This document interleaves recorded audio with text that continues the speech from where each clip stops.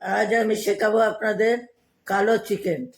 1 kilo chicken ছোট ছোট করে কেটে ভালো করে পরিষ্কার করে জল দিয়ে ধুয়ে জলটা ঝরাতে দিতে হবে।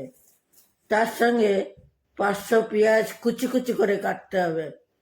আচ্ছা, আদা 50 গ্রাম, রসুন সেগুলো থেতো করতে হবে ভালো করে করে তারপরে একটু বেশি করে সাদা তেল দিতে হবে। দিয়ে তেলটা ভালো করে গরম হলে তার মধ্যে পেঁয়াজ, রসুন, আদা, মাংস সব দিয়ে নাড়তে হবে ভালো করে। নেড়ে চেড়ে একটুখানি ঢাকা দিয়ে রাখতে হবে যাতে পেঁয়াজটা গলে যায়।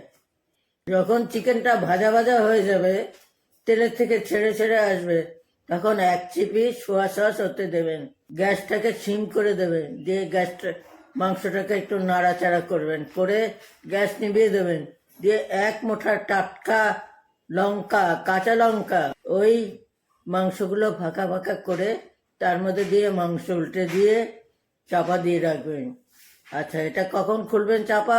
খাওয়ার আগে চাপা খুলে মাংসটাকে নেড়ে চেড়ে লঙ্কার সঙ্গে তারপর তুলে খাবেন।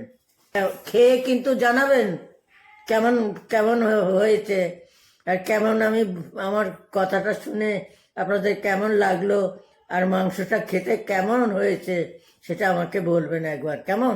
Thank you.